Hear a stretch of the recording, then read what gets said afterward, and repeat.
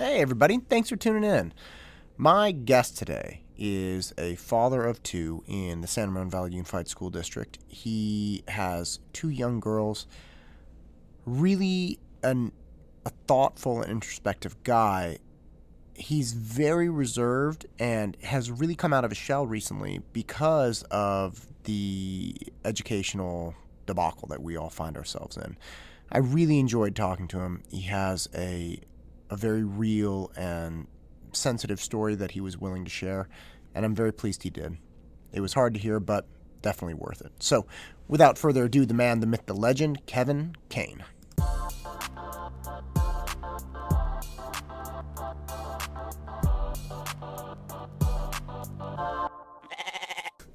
I'm glad she did. Thank you for coming, Kevin. How are you? I'm doing good. God, you have come out of your shell in the Facebook fight for the kids kind of thing. Like, I don't think I've ever seen you string together so many words. It's not that I've ever doubted you had quality input on things, but Thank you. the gloves they seem to have come off where it's kind of like, look, are we going to talk logically about this, or are we just going to be a bunch of crazy people? Yeah, I didn't expect it. I didn't even really expect it out of myself. But like there were a couple triggers that sort of got me going on it. My first assumption was, come because last spring was pretty bad from an educational standpoint, but it jumped on us all very quickly, and a lot of things shuffled around, and so kids got through school, and I tried my best to help them, and I figured, okay, by the fall they'll figure this out. And then like at the last moment they just kind of pulled the rug out from underneath the kids, and we're like, oh, okay, I guess we're doing this. And to be honest, the first month was pretty good. I could tell the teachers were working hard. At least my kids' teachers were mostly working pretty hard, and there was a lot of communication, and it was good. And I was like, okay, We're trying here. We're trying. And you know what? Fine. We'll let some of the other states go first, and they'll see how it works out. And then the data was like, yeah, they're not having outbreaks. And you got that from all around the place. Okay, they're not having outbreaks. And so I just sort of assumed, I was sort of on like autopilot, like a lot of parents are, which is like, well, okay, the school's gonna figure it out and they're gonna get them back. And then I started realizing, oh geez, they're not even gonna like try to get them back by in the fall. I was like, that's pretty messed up. And then we eventually got to that point where you got to pick if you want to go hybrid or not. And I was like, okay, yeah, so my kids need it. They need to go back. And I'm sorry, how old are your daughters? Yeah, so I have she just turned 8, so she was 7 throughout the fall, and then an 11-year-old. And so both girls, good kids, and I was like, okay, so I'm starting to see it's not great for the kids. For the older daughter, it was probably educational. It's like it's hard, right? It's hard when you're not loving school and then you're like in your room trying to do it. And she was transitioning into what do you call it, middle school here? Mm-hmm. Yeah.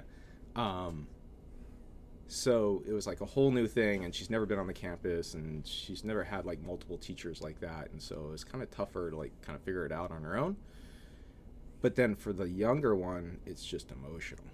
I could see her starting to fall apart, and like I'm not gonna like, you were nice. You asked if there's anything I didn't want to talk about, and no, I do want to actually talk about this. For my younger daughter, like, she got seriously depressed, and like she would hide and be in a room, and you're like, what's wrong? She doesn't want to talk about it. And on a couple occasions, to both me and my wife, like, you could see she had like this serious withdrawal from like society. And she's 7 at the time, and she looks me in the eye, and I'm like, what's wrong? She goes, I don't like COVID. I don't want to be alive. That's what she said to me. And that happened in like October, and it happened again in November, and I talked to my wife about it, and she'd done the same thing to my wife, and we were like, holy cow, this is not good. And so we tried to see if we could find a psychologist For your 7-year-old. for my 7-year-old, but we couldn't find one that would meet in person. And so it Oh, was that's good. That's great. Yeah, so the whole problem is that she's tired of doing these Zoom calls with her friends, and she's like, I mean, in some sense, I was like, I'd rather the 7-year-old talk about killing herself than like if I had a 14-year-old or a 15-year-old or a 16-year-old or a 17-year-old or an 18-year-old. If we got anyone in that age group down to basically like 11, right? Like it's a serious consideration. But I can't get like a psychologist that's actually going to help in this situation. So I'm like, okay, what things do help? Well, it didn't shy away from having my kids see other kids, and that's helped out a lot over the last 2 months. So she has a couple friends whose parents were going through the same thing and seeing the same change with their little kids, and they're like, yeah, bring them over anytime, whatever. We're doing this thing. I'm not scarring my kid. And so I was optimistic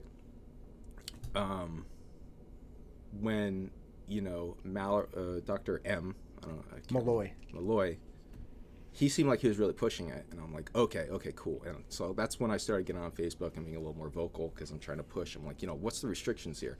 They're taking the most conservative thing you can do. Like everything as, like they're taking like suggestions from like the experts and scientists, and they're implementing them like they're handed down from up above. And they're taking the most conservative interpretation of all suggestions. Yeah, right. It's like, oh, they should be 4 to 6 feet apart, 4 to 6 feet apart. Okay, they have to be 6 feet apart. Right. And I'm like, that's actually not what it says. Or, it'll say, in the terminology, when feasible, do such. No, that's not an option. It was just, if you couldn't do it, then you couldn't. Then it's out. Like, they won't even, it's complete, I mean, for lack of a better word, it's butt covering, to say we did everything exactly right. So they made it really difficult, and they still were able to come up with a plan for this hybrid, which was horrible. Everybody looked at it, and they were like, this is terrible. My kid's going to get like 4 hours with the teacher a week or something like that. It was like really bad. And what happened? Almost half the parents took it. Almost half. Right. So they made it as distasteful as possible. They were like, this is going to be the worst sandwich of your life. Yes. And half the people were like, I'll have two. I'll take two. Both my kids want it. My kids. Not because they cared, not because they were like, oh, this is great educationally. No, they were like, no, my kid's struggling. When a parent writes on Facebook, yeah, we're struggling, or this is tough, what they're saying is, yeah, my kid's crying, and I'm worried my kid's going to do something. Right. And that's like what's not being talked about here. It's because we're very polite, right? No one wants to like throw their stuff out there. But yes, and again for the 10th time, one of the reasons why I want to talk to you is because you told me a snippet of the story about your daughter, and it was like, I didn't know the details, but it's kind of like, look, you're one of the few people who's actually communicated like, hey, we're struggling, and it's struggling bad, not struggling like kids are screaming and stuff, but like struggling, like real struggling.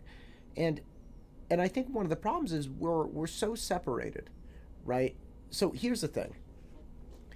We are socially distanced. We have been removed from each other. We don't have clear lines of communication. We can't meet with people on a regular basis. We have no clear organization, kind of like as a community, right? As a community of parents. We have the Facebook groups, but there's a lot of animosity and between the groups and all these different things. Facebook's not real world, right? Like it's different.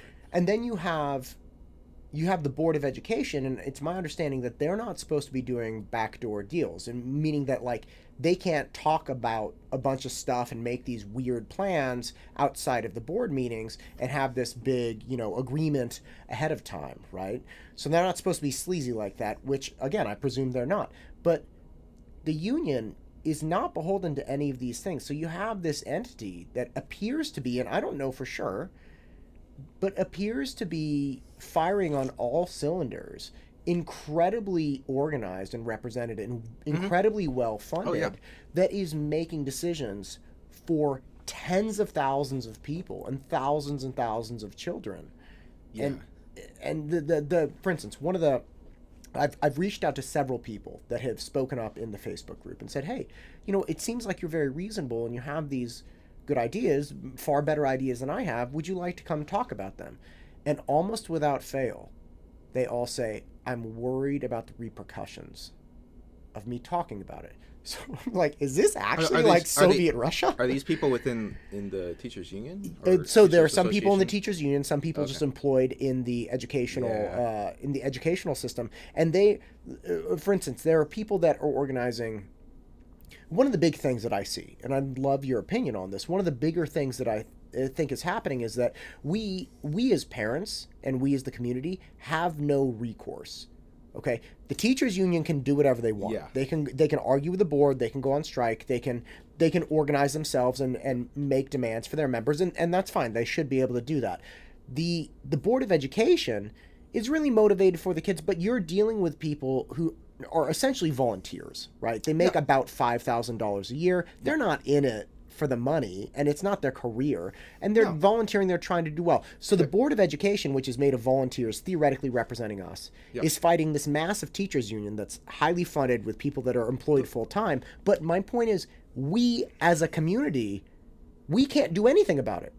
We get to theoretically yeah, make comment, but we have no recourse if the teachers It's strike. locked at this point. I mean, Right. it's going to take years. And work things out. we have no capacity to walk out of the restaurant. So it's Yes. literally whatever food Well, those two groups decide to Kind of do. service. Kind of do. How do you mean? You go to a private school or you move We out of don't state. know. That's like Well, there are I- 100 I- restaurants and there's one restaurant open Well, that you can go to. Well, you know, we have a mutual friend that moved out of the state for just this reason. And I will say right now, actually, both my kids just got accepted to a private school. So Congratulations. the youngest that we were talking about, she just had like the best day of her life today. Today was her first day in person at a school. And Congratulations. she saw a man. friend of hers that she knows. Oh my and God. She was really happy about it. Like Really like happy. oh, she set her alarm like last night and like packed her bags and she was like, and so she woke us up, right? She walked in her room like 5 minutes like 5 minutes after she woke up and she was already dressed, ready Just to go. ready to go. Absolutely. Can we go play? Go play on the playground and It's then wait not for even school it's to not start. even playing. It's like seeing someone for real. Right. Yeah, and so when she's been seeing more kids, she hasn't been as depressed. But to circle Of back course, real quick. she's 7. Yeah. Kids need kids, man. Yeah. Like, I like hanging out with you, but I wouldn't want to hang out with you 12 hours a day. We're running this crazy big experiment on kids, and I don't know what a year and a half of social child isolation will do, because that's what it's going to look like, a year and a half, if not more. But it's going to be interesting because some states weren't as aggressive. And so to tie all those things together, and even the teachers thing, I want to like sort of level, like set the table here. And so like I love the teachers. The teachers are fantastic. And actually my mom and my sister are both teachers in Florida. And so when I hear the concerns of the teachers about going back, like I hear that, it resonates with me. I have family. But here's the thing. My mom's in her 60s. She's recovering from cancer multiple times. She's recovering from her second fight with cancer. Her kidneys have essentially shut down. And this is her last year teaching. And she's teaching 5 days a week in person in Florida. And she wants my kids to get back in the classroom.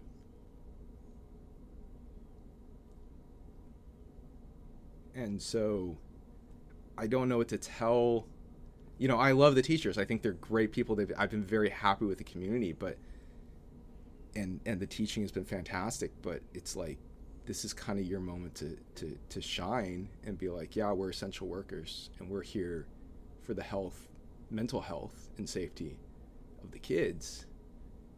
And the union is just, the voice of the union seems to be overriding any of those voices. And so it's funny that you bring that up, because I would guess that there's a large portion of the teachers that actually want to help the kids.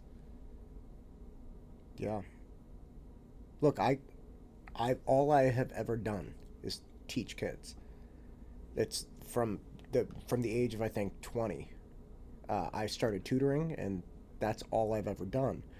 And so when I had the opportunity to open the classroom back up, it was like instantaneously. Yeah. And there was a brief period of time after I had opened when things theoretically got shut down again. I think it was in like July, and I couldn't do it again.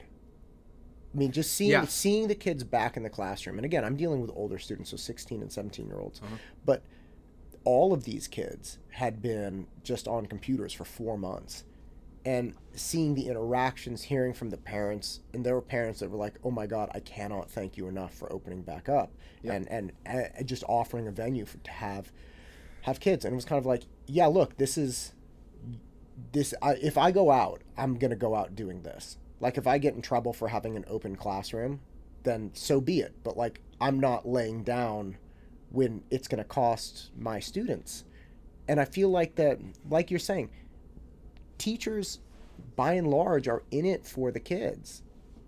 And I find it very hard to believe there's not an enormous group or portion. Where's the pushback? Like, where's the idea that, oh, we can't possibly go back?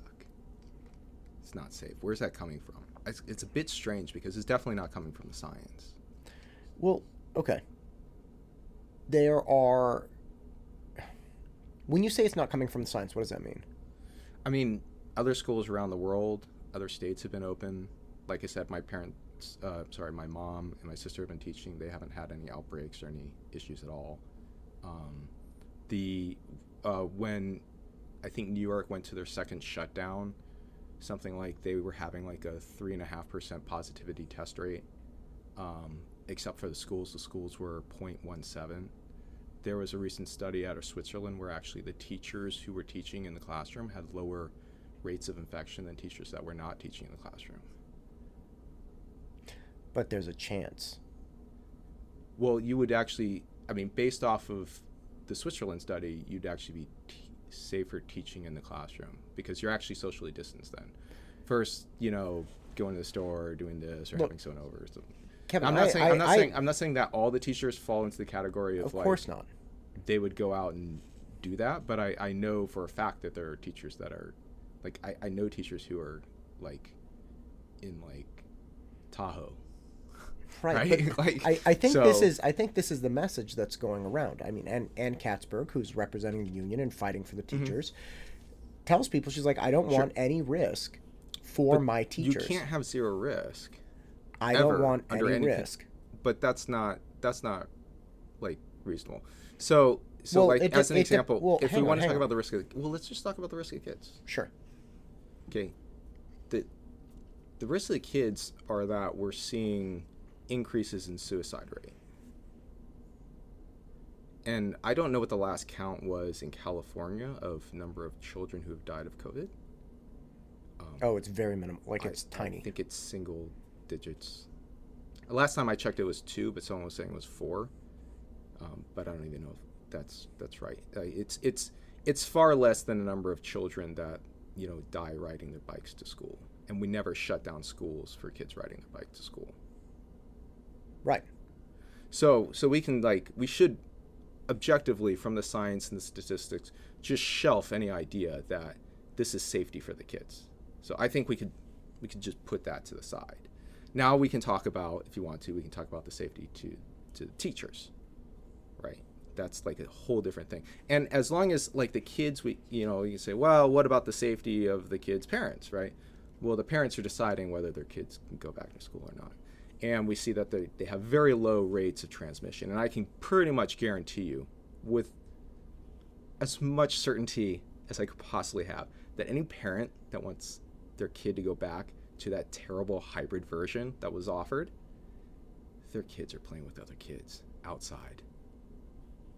Right. Like they're already saying, I'm going to take the risk. They haven't been hiding inside. Yeah, so they're already saying, look, it's not good for my kid, and I'm willing to take the burden and the risk to protect the mental health of my kid.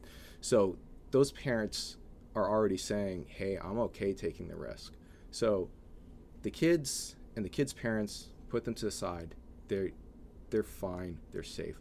I do worry about the teachers. And again, I have a working mom who, when she started school in the fall, I'm like, dude, just pass. This is your last year of teaching. Just don't take the risk. And she told me no. She said, the school's fine.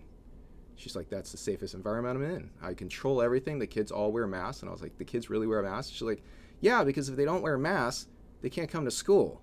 Right. It's the easiest thing. Nobody takes their mask off in here. No. I kick them out. Hey, put your mask on or leave. No. They're like, all right. Yeah. And I mean, my kid's a second grader.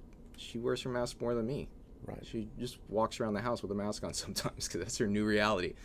So the kids are all going to wear masks and be respectful of the teachers. My mom's more concerned about when she has to go to the grocery store. And, like, what about those people? Like, those people are exposed every day. Right. What about firefighters, EMTs, doctors, nurses, all the other essential workers that we consider essential workers? They're all in more of a risky situation than a teacher wearing a mask, socially distanced from kids who are not very good at transmitting the disease. Again, that's the science. They're not very good at transmitting the disease. They don't retain it very longly because they don't have it very long because they recover very quickly. And then even when they do, they don't have the lung capacity to actually, like, fill a space. Right? Let me ask you this, if I may. What do you think is, let's take grocery checkers, right? Essential workers, grocery stores. Yeah. They have unions, right? No, I don't know. Okay, do they? Let's just say this: they're essential workers. Okay. Sure. How is it that as far as I know, there aren't any other essential workers that have made the case that they should not return to work like teachers have, but teachers at this point have been able to get away with it? What do you think is driving that? They don't want to be essential workers. Well, no, but the argument has been made that they shouldn't go back, and people are going along with it. How is that possible? Oh, I don't think people are going along with the idea that they shouldn't go back. Well, they're not back, right? Well, no, but half the parents are. But the parents aren't the ones that matter. The parents don't have any say. That's the point. We're captive. Yeah. We're captive customers. So people are mad about it, right? Like if the police union could just say, hey, yeah, like, we don't think it's safe, so we're just, like, not gonna have our officers report to domestic situations, right? Like, that wouldn't fly. Why not? What would happen? Well, so I think actually, so here's probably why that is because even though, like, half the parents really want their kids back, half the parents don't mind as much, and then you have all the people who don't have kids in the school at all, right? So compare that to, like, police officers. If police officers just said, okay, we're not going to work anymore, then you'd have 100% of people who are affected. In this case, it's half of the parents. Sure. So that's sure. my best guess. The thing that I've been looking at with regard to this specific question is that the case is being made that they are showing up to work. And so that's the thing, one of the things that I think is really affecting the conversation, that teachers are saying, no, I am teaching. Right? And they are. And again, I want to be very careful. The teachers I've seen have been very good. Now, I've heard really horrific stories, and I have some close friends that I know they're not making it up, that are just like, yeah, the teacher was on the couch and, like, told them to go write an essay, didn't tell them what to write about, and then, like, hung up and came back 30 minutes later. Like there are some teachers who are just absolutely, they're just taking advantages beyond belief. Majority of teachers, they got into teaching because they love kids. They want to help the kids. They're trying their best. They're doing their very best. Absolutely. I love them for that. But we do know that like mentally and psychologically it's not very good.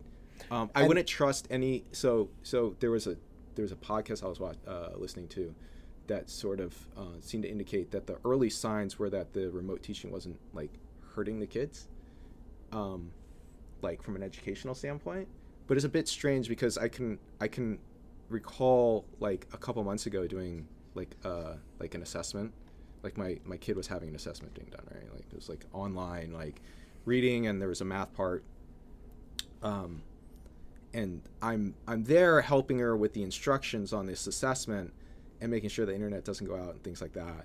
And she's like going through it, and she's like, I think it's A. And then she's like looking up at me, right? Like she's trying to get the answer out of me. So I went, and I was having a hard time as a parent not, cluing her in. Me. Like, Me. Are you sure? Yeah, right. Right? Like, I was having a hard time doing that myself. I can't imagine that, like, those assessments are very accurate. Right. I mean, cheating has to be through the roof at the college level and even the high school level. I mean, these kids are way more sophisticated than the teachers. So there's right, there's technologically, 100%. there's no surprise that the popular high school kids that like have all the connections are suddenly like, this is great. Right. There are plenty of those kids that and again, They're doing better in school. right. Like they're not learning more, but they're doing better in school. And this is the crux of it that and you brought it up yourself. So the thing that I think is happening is that if a grocery worker didn't show up, then obviously the job wouldn't get done. Okay? If the grocery worker had a way to make an argument that the job was getting done in spite of them physically not being there, then that argument would be made. But in that particular case, the job is defined by, hey, look, did you check the things out? Did you put the things in the bag? Did you help them out of the store? So they physically have to be there. Mm-hmm. That's why I think there's this model of, or this idea that distance learning is so successful, because then the argument can easily be made that the teachers are showing up. Now, I agree with you. The vast majority of teachers, I believe, are trying as hard as they can. And we're using this effort matrix to say the education system is working because teachers are trying. But there are lots of problems with that. Specifically, the nature of education for young people is not just, did somebody learn addition, right? It's literally social interactions. It's emotional education. It's all of these different things. And that, in the absence of physically being around people, you cannot say that the education system is working, especially when you make it impossible for people to get that outside of school. Yeah, so we're about the same age, and I don't know if you played soccer when you were younger, but I remember everyone got a trophy. I'm not good on my feet. I'm not great on my feet. I'm like in the water, I'm good. On the ground, I'm good. Just on my feet. That's funny because I was never good at like sitting sports. Like I can like row really well. Rowing. You row on your butt, and I'm great at that. Like I can balance on a medicine ball or one of the plyo balls in the lotus position, but not on my feet. But anyway, so I guess my point was like when we were younger, like everyone would get a trophy, right? You get a trophy for trying. And so, sure, they're trying, but that doesn't mean it's working. There's a difference. And God bless them for trying. They haven't, God bless, great, awesome. Thank you for trying. Thank you. But the question of, is it actually working? Well, we can see in the data, these assessments showed that kids in good areas were doing okay. Kids in bad areas were doing bad. And so I think that assessment is actually wrong, in that the kids in good areas are like my kid, where the parents right next to them while they're taking the assessment. Right. And the kids in bad areas, well, they're not doing good on the assessment because they're not learning. And so I don't think anyone can say like, oh yeah, like online schooling is better, so then it has to be at par or worse, and it's definitely worse for some kids. And then we come back to the emotional part, which is that psychologically this is not feeling good for parents. That's why when they're presented with this horrible option of hybrid, they still take it, because it's not even the education part that they were concerned about.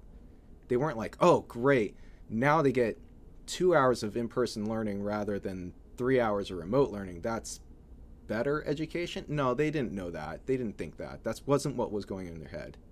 What was going on in their head is, hey, my kid's crying every night, and like, I just want them to see kids and not be frustrated and, you know, rejecting like learning. Right. 'Cause, like, these kids are young, and this is like the moment when you learn whether you want to pursue education long term, you know? Like, if you're just hating this and you just started high school and it's like, well, I'm not gonna keep learning about stuff. This is horrible. Just got to suffer through a couple more years and you're done. Yeah, and not go to college. Exactly. Right. So yeah, that's why we went. That's why we went into private school, because my son went to an okay year in kindergarten at Green Valley, and it was not great, but it was okay. Right. I respect the teacher, and she did a good job. She wasn't lovey and huggy and stuff, but she was fine. She delivered a curriculum. I'm like, all right, I can tolerate that. But the first grade teacher was horrific, absolutely horrific. I mean, just appalling. And the principal there was equally inept. And you know, like, I'm an SAT tutor, and let me tell you, 2020 was not a great year for SAT prep. But I will tell you, any dollar I spent on my kids' private education, because they got to go to school, they got to see people, I would have paid twice as much. Oh, yeah. I mean, even if it bankrupts me, I would have paid twice as much. Yeah, both my kids are going now, like I said, and it is costing a lot of money. Oh, my God. And I don't feel bad about it at all. No, it's the best money you've ever spent. It's better than going to Disneyland. Yeah. I'd pay twice as much. Yeah. And so yeah, I don't think there's been a convincing argument that this is equal. Right. So equal to in-person Here's something on that point. I was just thinking this. If we had the response from parents and students to a teacher, say everything was in person, okay? If everything was in person and we had the same satisfaction rating, the same psychological stress, the same grades and stuff as we are having right now, we would let go of that teacher. Like, if that teacher was meeting students in person in a math class or in a kindergarten class or first grade class, and the students were coming home freaked out, they're crying every night, and it's all these problems, nobody would keep that teacher around. But we're being sold that this experience is analogous to in person. Well, we're being sold that, like, you know, they're trying. So, and they are. But, you know, getting back to my point, trying, you don't get a trophy for trying anymore. Well, not in the adult world. Not in the adult world. So, if the evidence shows that schools don't spread, in fact, it's in some respects could be safer, which is kind of bizarre. The world is a weird place. Kane. Yeah, but like if you can't show in the data and the science evidence that it's a concern for spreading, and if it was a concern for spreading, the schools wouldn't be opened, or they wouldn't even have the option to be open in California. But they do have the option to be open in California, following the guidance and the process. And everyone agrees. All the experts agree with this. But it works its way all the way down to the point that you can go to school. The kids can. It's not going to be a great experience, but at least psychologically, it'll probably be better for at least half the kids. Like, if your parents want you to go to school, it's because they're seeing it's not working for you. And the kids want to go to school too. Half these kids want to go to school too. And we work our way down. And then it stopped at the last moment, basically, December 15th. In the most bizarre Board of Education meeting I've ever seen. Why? What happened? Well, so basically earlier in that day, we were under the impression that hybrid was still a go. January 5th, coming back. Yeah. Okay. And suddenly there was an email, like they even sent out the new schedules. I think it was the same day. And then later there's a change to the Board of Education like meeting without any advance notice, which I think potentially is illegal. I'm not a legal expert. Is that discussion on the Brown Act? Yeah, the Brown Act. Okay. I don't know anything about that. But like I know that's not like how that's supposed to work. And then you're supposed to get feedback from the community. Instead, we listened to 3 or 4 teachers talk about their concerns. And then the board made a decision. So there was no public Discourse. Discussion at like all. And it was just already locked and loaded. And there wasn't even a discussion between the board members. Like no board member at any point said, hey, like where's the data or the science to show that this could potentially increase spread in our community? In fact, there was a board member, I don't recall who even said that, like, oh yeah, the science shows that it's not a super spreader situation and that they've been able to mitigate in other areas, but we need to think about the community. I think those were her like almost exact words, but we need to think about the community, which is like, it doesn't make any sense. If the point is that it doesn't spread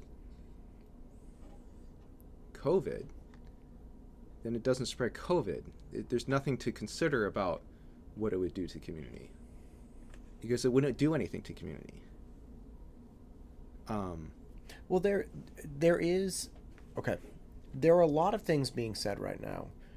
You dive down a rabbit hole, okay? Things that I'm reading that I'm reading this stuff like, okay, what's happened? So one in particular, there are teachers now that could potentially get the vaccine that are not getting the vaccine, or teachers that have gotten the vaccine or presented with the idea that, okay, say all of the teachers are vaccinated, would you go back to school? And the teachers were saying no. Or at least this particular person said no, because he said, look, even if I'm vaccinated, does that mean I can or cannot still spread it to other people? And the response is, wait, you're vaccinated. Like, you can't get... That's why earlier on, what's happening here? That's why early on I'm trying to make this argument. Like, we're not going back to school in the spring. I know that. Like, I'm a realist. Teachers will be vaccinated, because they are considered essential workers, even though they're the only essential workers not really physically showing up and doing a job that's analogous to in-person work. They're doing the job, but they're not doing it. I mean, unfortunately for them, they can't do the job as well as if they were in person. The school district and school community cannot deliver the same result for psychological, social, and academic benefit that they would if they were in person.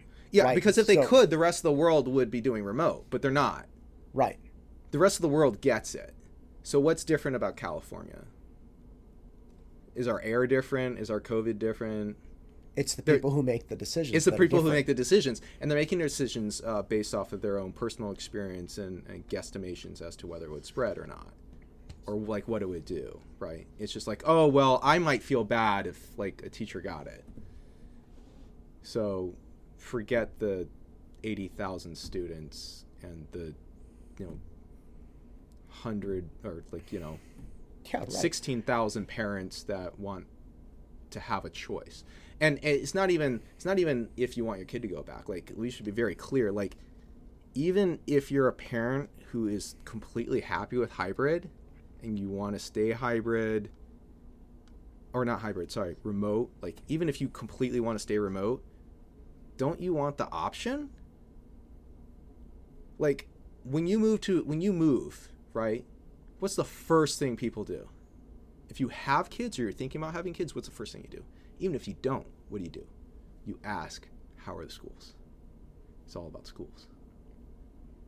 When you said if you move, I'm like, I don't know, you get people a present? Like, what do you get them when you move? No, when you move, you had me really screwed up there. Sorry. So sure, when you're assessing the value of a location to put roots down. It's all about the schools. Right. How are the schools? Like the number one thing you think about. Right. And so, like, you would want the schools to be offering the best possible product to the kids. You don't want to move into an area where people are leaving or putting their kids in private school, like what is happening right now. You wouldn't want to move into that area. I have these two students in my class. I love these kids. They're great. So it turns out they're moving. I'm like, what? Why are you moving? They're both phenomenal athletes, very good students, 4.0 pluses, and very good athletes. Okay, so you put a 4.0 and a good athlete together, you have some serious options, right? Like if you're a 2.5 and you're a good football player, that's one thing. If you're a 4.0 and a good football player, you're in a different tier. Yeah. Okay? So they're moving because they have lost the ability to do their sports here. Absolutely. And all of the people they'll be competing against in the admissions and recruiting process are playing their sports. Yes. So if you're in Arizona, if you're in Utah, if you're in, wherever, Idaho, you're playing soccer, you're playing baseball, you're swimming in the pool, and you're getting better and better and better every single day. Students here are sidelined. So all of these people that have been working their whole lives that maybe came to this area because not only the schools but the sports programs were supported, those people are getting crushed and nobody cares. I have students right now. They sent me these messages. There's a rally going on this week to get student athletes back in their sports. I think it's the 12th. I think it's like Friday, right? I thought it was the 12th. I could be wrong, but we should find out. No, there's a board meeting on the 12th. You're right. There's a board meeting. The rally's on Friday. Okay. The rally to support the going back to school. But my point is that I'll be there. Fantastic. Even though my kids are in private school. I'll be there. I'll be there for sure. I'll still be there. There's a rally, and some of the student athletes were supporting the rally and promoting it on the social media platforms like Instagram and stuff. They were getting hated on by other students. Students telling them to go kill themselves, making fun of them. Oh, you can't play football. Oh, that's awesome. It's awesome. Kids are depressed, and so you're on social media egging them on. That's right. So here's the thing. You're the good people. This is what's amazing to me. All of the parents speaking a fool, acting like absolute ding-dongs, communicating in the most horrific ways. Did you think this wasn't going to trickle down into the youth of the area? Like, you act like a complete ass. There's what do you think is going to happen? I'm trying to respect everyone for their position, and everyone has a different risk tolerance. But I started opening up a little bit again because my kid was talking about how she wanted to die, and she was 7. And so trying to, virtue signal that you're somehow better, or that you're going to follow the rules, and that I'm somehow a bad parent because I want my kid to have a birthday party or something. Forget it. Forget it. But that's the distinction. You're not telling them what they need to do, but other people are telling you what you need to do. Yeah, that's it's a game. That's the thing that keeps getting me. It's kind of like, look, if you don't want to go to the football game, don't go to the football game. And it's not like I'm running around licking poles and coughing on people. But that's your normal play. You just reined it in recently. Oh yeah, I mean, before COVID, that's what I was doing. Before COVID, pre-COVID, that was my jam. Yeah, but I've got some nasty stuff even on the Facebook. I just want to talk statistics and data and information. I don't try to be nasty. And I've had teachers tell me that I can't tell them what to do, and that they're never going to go back to school, and that I'm a murderer. I mean, I was like, dude, I just want my kid. I want the best for my kids. Right. That's all I want. That's all I want. My freaking mom is complete kidney failure, teaching in front of kids 5 days a week since the fall, and she wants her grandkids back in school. but I'm the bad guy. And I think there's a lot of parents out there who can probably understand where I'm coming from. And there's some parents who don't. And that's fine. And that's great. But we should all agree, like, even if you want your kid to be remote, we should all agree that if the teachers are essential and they have the vaccine in the next several months, that school should be open in the fall. I have no illusions that school will open in the spring in any capacity at all.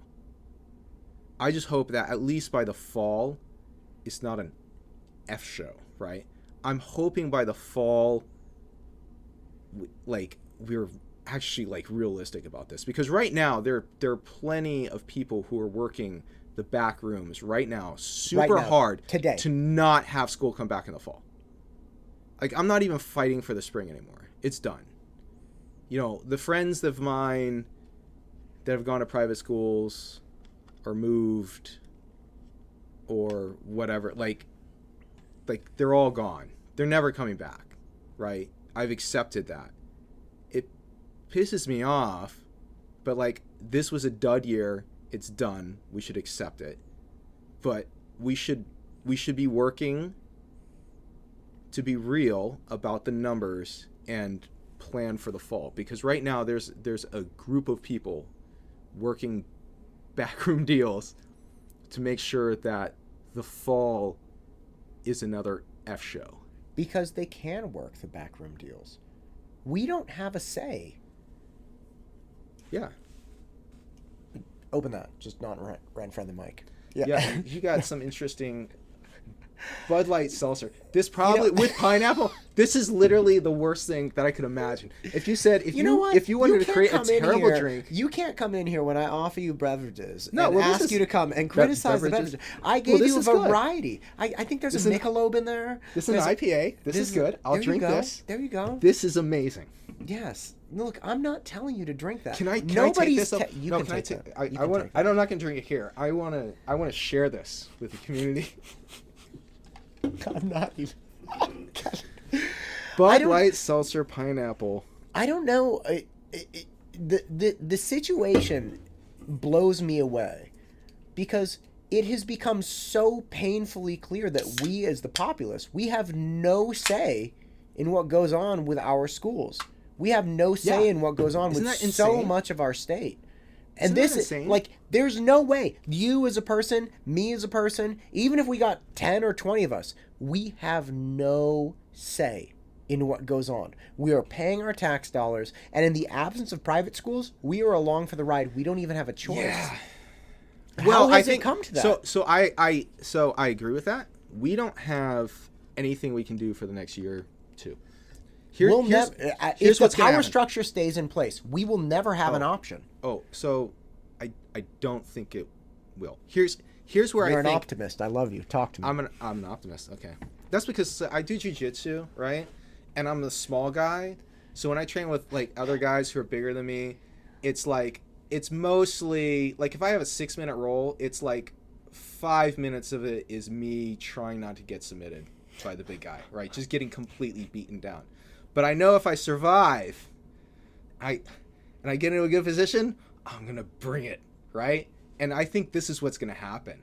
This is what's going to happen. Well, if you're training with Carl, it's really only, you just got to survive 30 seconds and then he gets gassed. That's what I've heard. I don't know. Carl's I haven't rolled with Carl in legendary. like 9 months or 10 months.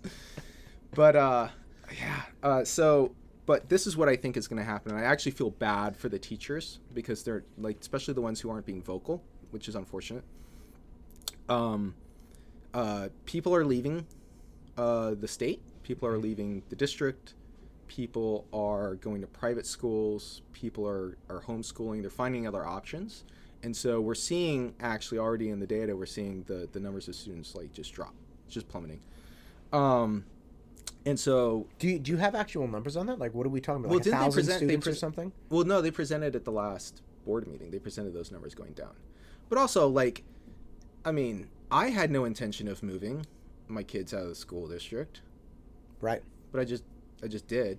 I had some friends in the fall who had no intention of moving their kids out of the district, but but they did right. They were smart. It was right before they like heard like, oh, they're gonna go remote just for the beginning, just to try it out. Remember, I was like, we're gonna try it out for like a couple weeks.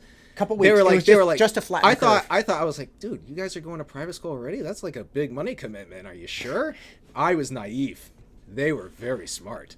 And then other people who are moving out of the state, right? So I mean, there's reason people are going to leave. We say that so nonchalantly.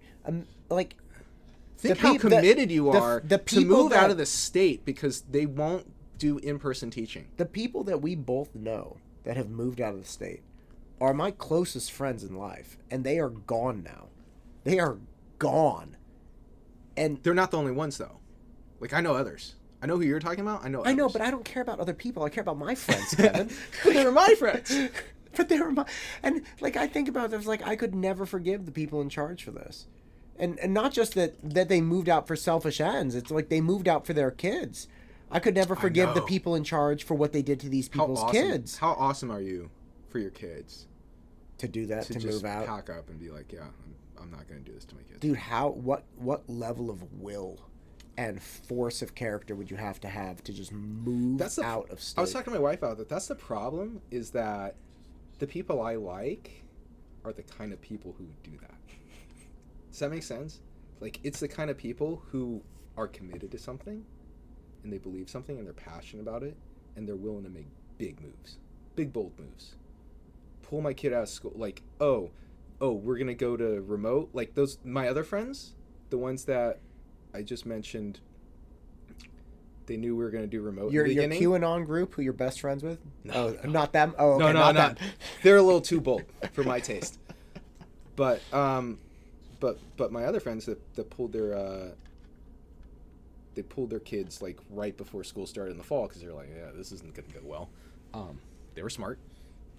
They're going to move, potentially. I have another friend who you actually know from jiu-jitsu. He's probably going to move, again, for the kids. So all the people I like and I'm friends with, that we respect, that are really pillars of our community, the ones that, like, you all Absolute know. Pillars, yeah. They're like, dude, like, no.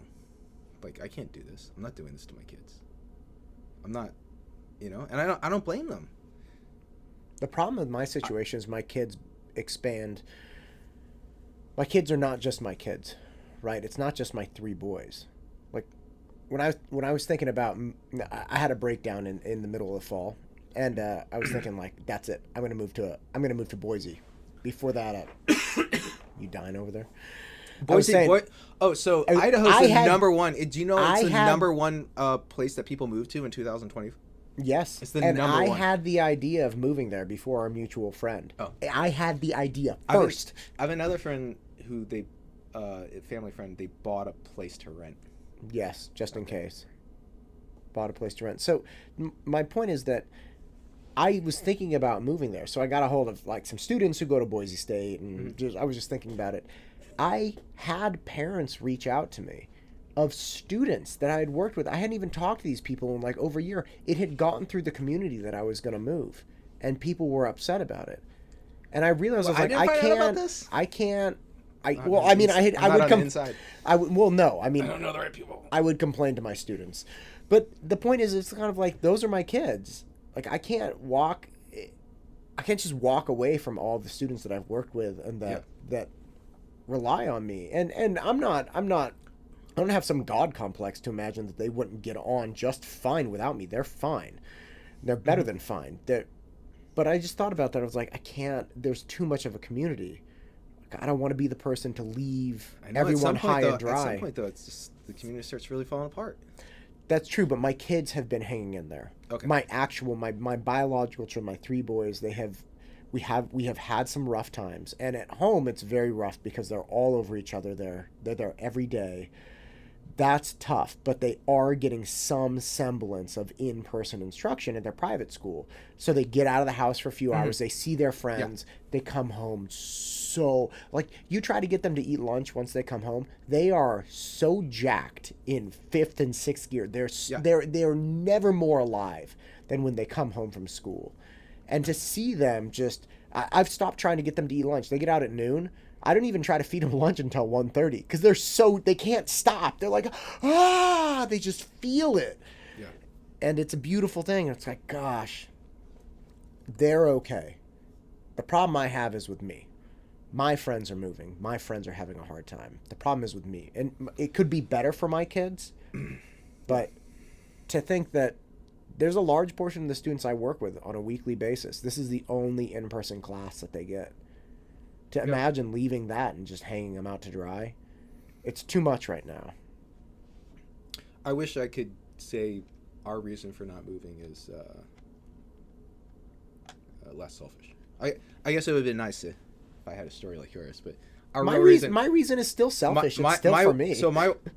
Well, actually, yeah. So it's selfish because I like to help people. Speaking of essential workers, so my wife actually, she does actually go into the office on occasion. Not all the time. She doesn't have to all the time, but she will be going to the office tomorrow, as an example, right? And she'll go into sometimes 3 times a week. So we can't remove. She can't do her job remotely. Otherwise, we'd probably be renting a place in Boise right now. Oh my to be God. completely honest. Doesn't No, it I mean seem- completely. doesn't it seem It would be awesome? cheaper. It would be cheaper to like go rent a place in Boise, basically, than to like pay what I'm willing to pay. Oh, it would be so great. It would be so much fun. We could get half an acre. Oh, Nice big just house. My wife and I were freaking out. Again, mid-fall, I was having a bit of a breakdown. We were looking at Boise real estate. Literally, for the price of our house, and we do not live in a big house. My house is like 1,600 square feet, 1,700 square feet, and it's some obscene value, right? It's like 1.2. And I know people are laughing because there are houses out in Danville, just downtown Danville, they're like 3-4 million. But for me, 1.2 is a dump truck of money, right? So I'm like, okay, well, what could we get in Boise for 1.2? Oh, 6,000 square feet, 2 acres. of course. I could have a wrestling room. I could have an indoor basketball court. I don't even play basketball. I'd have to figure it out. But I'm bad on my feet again. Bad on my feet. But like, you could do so much there. And there is an argument to be made, which is, hey, I know it seems silly to chase material things, but the quality of life that you would have. If I had a wrestling room in my house, all my boys want to do is wrestle around. Yeah. It would be amazing. It would be so great. But you can't really have a wrestling room in 1,600 square feet. So there are all these things where it's kind of like, gosh, Boise sounds great. It sounds like people are actually open to different lines of thought. Yeah. Because if you don't think the right way here, you don't really get by that well. You have more diversity as far as, political leanings there, which is cool. And I'm not even a crazy person. I'm just, I recognize that politics is not something you can talk about at all. So I grew up in Florida. And Florida's a little mixed. There are parts of Florida that are very southern. It's funny, in Florida, the further north you go, right? Like you get up to the Panhandle, the more southern it is, right? Well, it's less diverse, right? Like if you go if you go southern and south, you have a lot of immigrants. You have a lot of variety. Well, there's a lot more like Hispanics and Cubans and Puerto black Ricans, beans and rice. Oh my gosh. A lot of Brazilians, fried bananas in Orlando. Mm-hmm. So I grew up in Florida. I was sort of exposed to that sort of, and then I lived in South Carolina for a couple years after graduating. So like, I've been exposed to that, like where I would sort of be like, I almost was like the blue in a sea of red. The blueberry. And then I moved out here from South Carolina. I moved out from small town South Carolina out to the Bay Area, and then it's like, oh, am I a red in a sea of blue? I don't know. I'm probably just purple. Bro, your hair's always been ginger. I'm sure you've always been a bit red. Yeah. Yeah. But the thing about to just bring it all back, I guess, to the kids is that it would be nice. It would be nice if we focus less on the politics and who's winning and who's losing, and just like assess. One of our really good friends just said this. It's like, why argue about all this? What's best for the kids? Like, just what is best for the kids? There's an order of magnitude more kids than like people who are playing this game. Like orders of magnitude more kids. then who's fighting for power, who's fighting for a position or seat. Like, we can see it's not good for the kids. I can't find good statistics on the suicide rate, but like during the summer there was an article. This is the only thing I could find, like, because there's just no good statistics out there. I've desperately tried to find something. During the summer, there was hospital in Walnut Creek said that they had already hit the number of expected teen suicides. This was during the summer, right? Like, I can't imagine it got better in the fall, and now we're still not letting the kids talk to each other. And you see things pop up, and people are like, "Oh, kid died. We don't know why. We don't know why." And I got hammered actually on Facebook, and maybe rightly so. Was that like there was unfortunately a teen who had passed away, and it wasn't conclusive, and it was like, hey, like, don't bring this up. And I'm like, okay, so I retracted it and stuff. But like, it's really unfortunate that like we can't talk openly about this, because we know for a fact that way more teens are committing suicide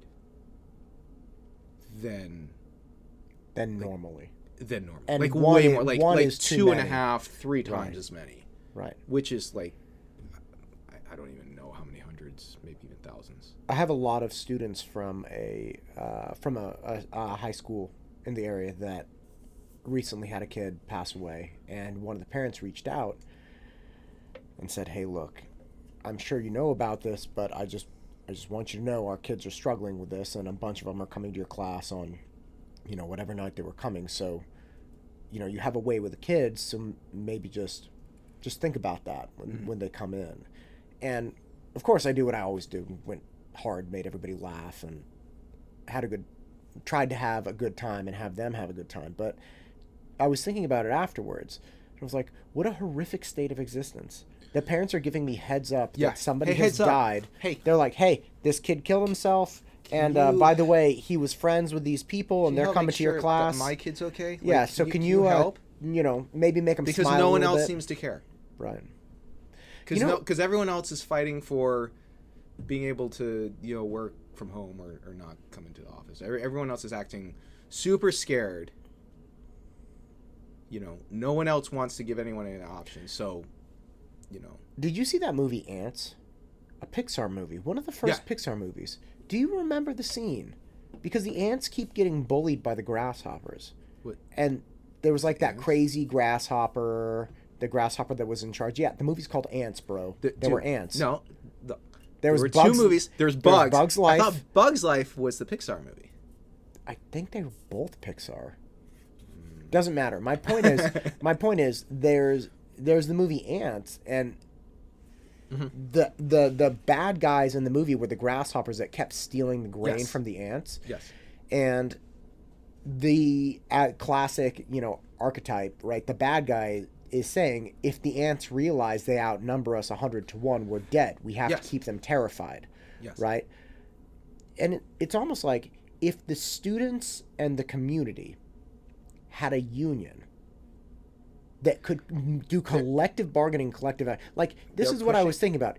What if the entire school district was unionized from a parent and family standpoint and decided that their kids weren't going to go to school for 1 or 2 days? The loss of revenue for the school district would be astronomical. Sure. Right? Like whatever demands. It's already going to be astronomical. No, but what I'm saying is then we would at least 10% have... of the kids are going to leave. Yes. But the people that are leaving don't have a voice. And the people that are leaving aren't helping the people that are still stuck there. If 90% are still stuck there, and they're just limping along in this pathetic kind of thing. Yeah, I hear you, but I have to jump. Like, my engineering practicality has to work its magic here. Hit me. So first of all, half of the parents are fine with their kids being remote. That's fine. God bless them. So why would they pull their kids out? What if the other 50% of the kids remaining, 45% of the population, right? Let's say 90% are opting in. That's a hard organization little thing to pull off. I mean, I would have But done it. that's my point. Well, That's my point. The parents and the students do not have representation. To your point, there are so many Just more homeschool. kids Yeah. than there I are would love for them to teachers. do it. I can't organize it. I'm not good at that stuff. Nor can I. I Hey, can do math and you and I don't even science. have you and I don't even have kids in the district anymore. No, I don't.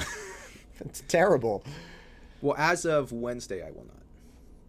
As of Wednesday. Do you want me to save this episode for a couple days? And, you know. Okay, then. Okay, yes. Then officially, when this comes out, then yeah. If we had equal say, you know what this is hold like? on. We should go back. We should go back. Sorry, I don't want to be mean. I don't want to. You're a terrible person. I want to go back to that one thing I was trying to say before, which is that I actually think this plays out really bad long term. Oh, it's horrible for everyone. So long term, what's going to happen is you're going to have a lot of kids that leave. You're going to have a lot of kids that either like leave the state, leave the district, go to private, go to homeschool because like there's the kids aren't those particular kids aren't doing well, and by that I mean they're like it's a F show, and so you can swear by the way. So come fall. If you want. I'm trying to be polite. So come fall, they're not going to need as many teachers because there's going to be like a 5 to 10% drop in students. I think if they signal early that they're not going to go back in any capacity at all, like if they actually are fighting for like continued remote learning in the fall, like I think it could be horrific. Like it could. Like I've actually considered like flying, like taking my kids and like flying to Florida with them and having them to go to school in Florida and having my wife work here. Like I've thought about it, which is kind of crazy because fortunately I can do my job remote. I'd be happy to go in. I have gone in. I've said I'm willing to go in because I'm willing to. Yeah. But my wife can't, so. But if I could take my kids to Florida, then that would be fine. So I think there's a lot, I think a lot of people are really going to be looking to leave if we finish this year out, when we finish this year out, and the kids never step foot on campus. And so what's going to happen is you're going to have a reduction in students is so great that they have to reduce the teacher staff. And so I actually feel bad for the young teachers because they're really going to get hosed, right? Like the healthy ones that are probably willing to like go into the classroom, right? There's going to be a lot of layoffs. The other thing that might happen is the other part of the teachers union actually includes like maintenance workers and janitors and things like that, right? And so those people have all been so everyone knows like all those people are still being paid. They're like guaranteed to be paid. So if you were a janitor or maintenance worker or custodian or one cafeteria of those people, person, yeah, if you were working that job like at like a commercial property, you've been laid off, right? That's done. But if you happen to be working for a school district, you've been getting paid, right? And I believe those people are all part of the teachers union too. So when the teachers union goes, "Hey, do you feel safe going back to work?" You say, "No." So I believe those people are also going to get hosed because at some point that guarantee of employment is going to run out. And if kids aren't on campus, those people are gone. Bus drivers, all those people, they're all gone. Right. Groundskeepers. Right. Everything. So all these people who, like, they may even be concerned, right? But they are comfortable right now. The world's going to come crashing down at some point because there's no reason to keep them employed. The number of students is dropping. Right. So when you said this is going to be bad, that's actually what I was going to say. It's going to be bad for everyone. Yeah. Because the union is making decisions that are putting parents and families and kids in such a bad position that they're going to make a decision that will be bad for everyone. Yeah, it will eventually rip the community apart. Absolutely. Again, the community, one of the pillars of the community is always the schools. This is the first thing people ask when they move into a new area. So even if you think everything Kevin is saying, he's just stupid and selfish, and he just wants his kids to go to To school. be back in school. You stupid, selfish man. You're You such a just horrible want your person. 7-year-old I'm who's literally freaking out. concerned about like all the home values, the whole community falling apart, like the deficit that is impending. I mean, we already know that we were running a deficit where the number of children was coming down, and if it happens even quicker, it could go into a death spiral, right? So even if you're like a parent who's like, I'm fine with remote, my kids are fine with remote, whatever, the home values have to crash if the schools fail out. Right. If you're somebody who's fine with remote, you should 100% support people going back if they want to. That's the interesting Absolutely, thing. because with the people you're that losing something. Even if you don't want your kid to go back, you're losing something. You're losing an option. Right.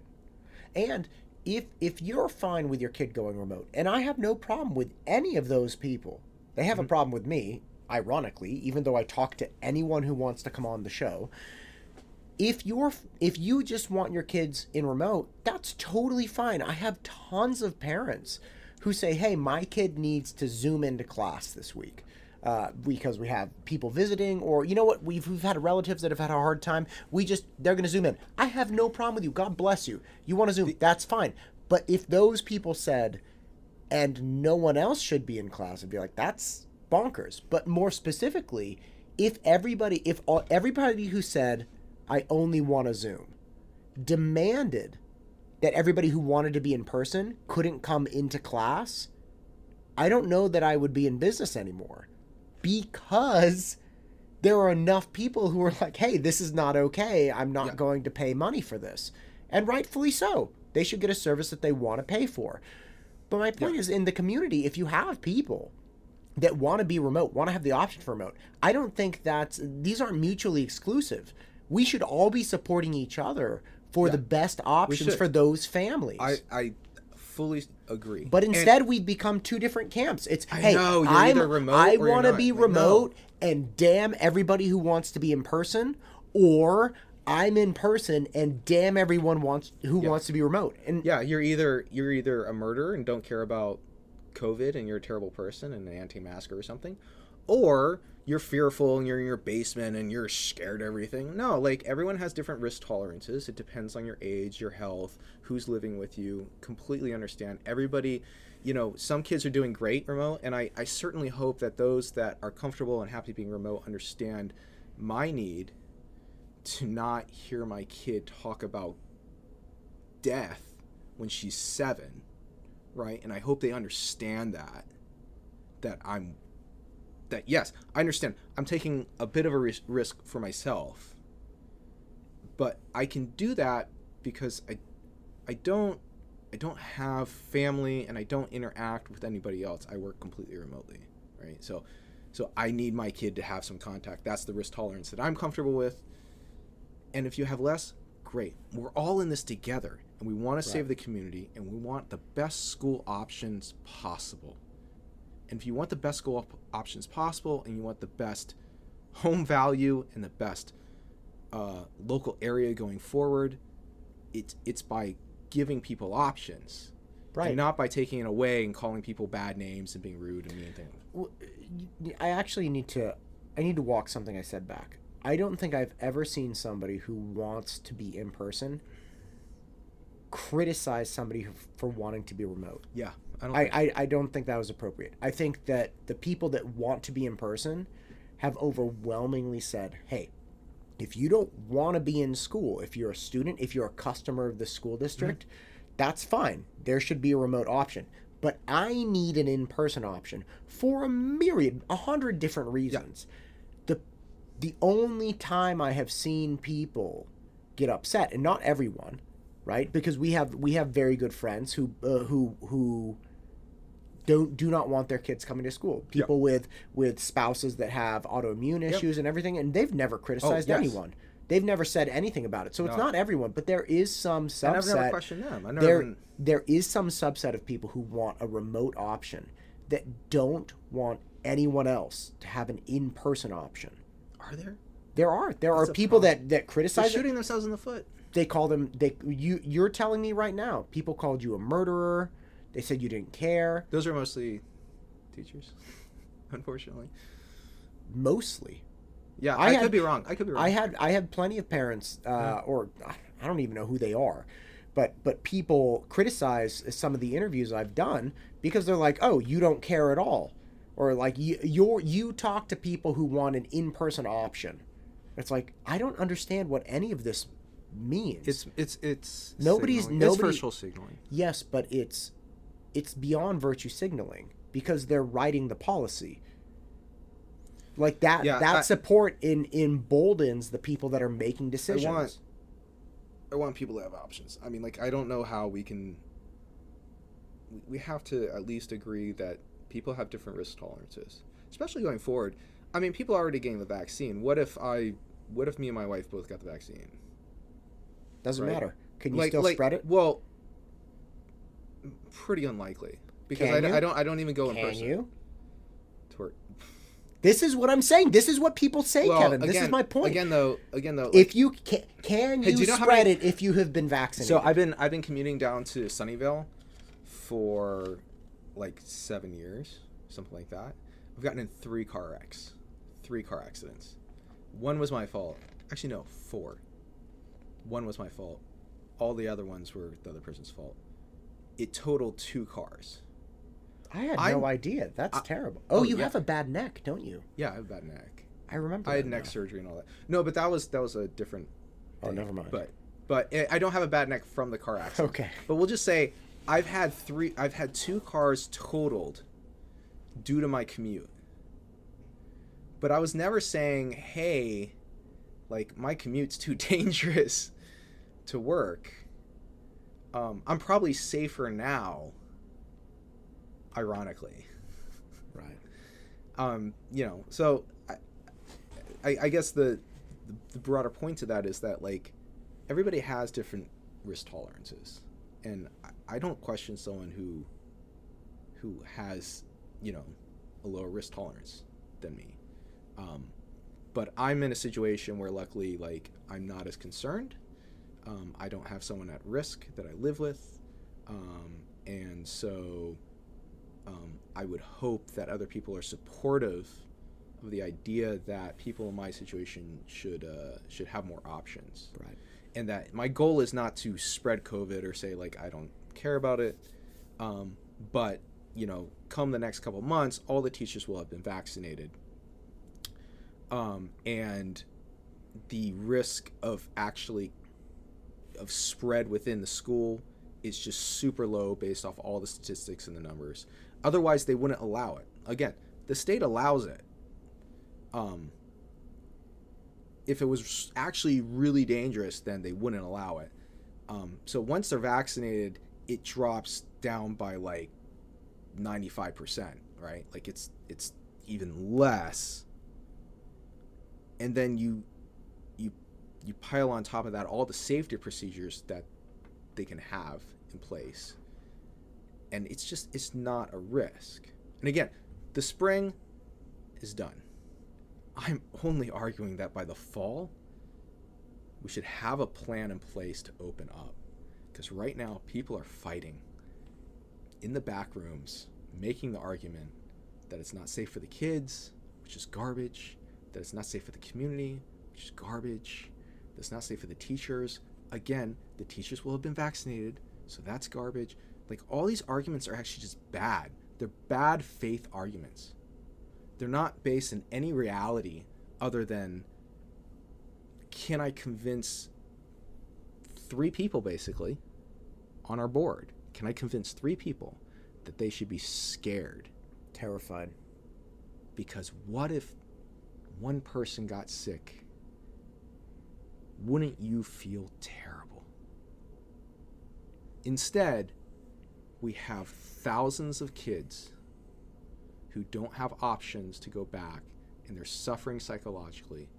We have tens of thousands of parents who are frustrated and upset. We have a community falling apart, people moving out of the area, pillars of this great area